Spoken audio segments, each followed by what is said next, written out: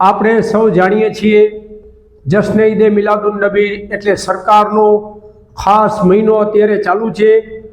ચાંદ રાતથી લગાવીને 12 તારીખ સુધી તકરીરના શાનદાર પ્રોગ્રામ પણ હુસેની ચોક તકિયામાં ચાલુ જ છે।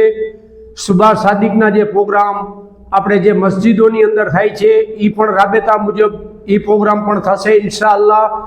બુધવારે ઇન્શાઅલ્લાહ હુકમ અલ્લાહનો બપોરે 3 વાગે જુમા મસ્જિદથી શાનદાર જુલુસ નીકળશે અને તકિયામાં એ જુલુસ પૂરું થાય। જુલુસ દરમિયાન કોઈ પણ જાતનું શરિયતના ખિલાફ કામ ન કરવું એવી ખાસ અપીલ છે। જેવું કે ફટાકડા ફોડવા, સ્પ્રે છાંટવું એ શરિયતના ખિલાફ છે। પોતાના ધંધા રોજગાર સજળ બંધ રાખી અને ગુલામીનો સબૂત પેશ કરો। જે કાંઈ આપણને મળ્યું છે હુજૂરના સદકા તુફેલ મળેલ છે અને આખેરતમાં બી પણ આપણને જે કાંઈ મળશે હુજૂરના સદકામાં જ મળશે। આજે આપણે ભાઈબંધ દોસ્તારની આ સગાની આ પણ કાંઈ એવા પ્રસંગ હોય છે તો આપણા ધંધા રોજગાર બંધ રાખી 2-3 દિવસ સુધી અહીંયા હાજરી આપીએ છીએ।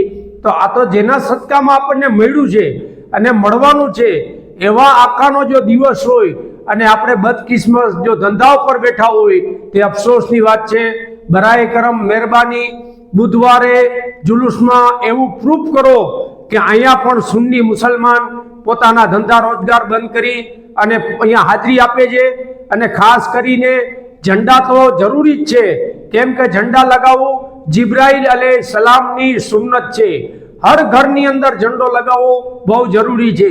અલ્લાહે તમને દીધું છે સિરીજુ લગાવો પણ કમસે કમ એક ઝંડો તો લગાવો જ।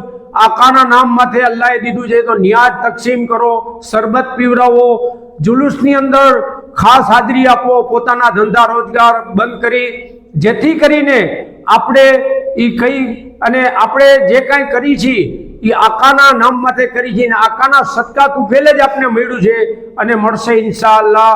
ખાસ વારંવાર એક જ અપીલ છે કે જુલુસની અંદર કોઈ ઘરની અંદર ન રહીએ। બચ્ચા હોય, બુઢા હોય, જેને શક્તિ અલ્લાહે આપી છે, ઉંમર લાયક પણ હોય તો જુલુસની અંદર ખાસ હાજરી આપે, પોતાના ધંધા રોજગાર બંધ રાખી અને જુલુસમાં જોડાય।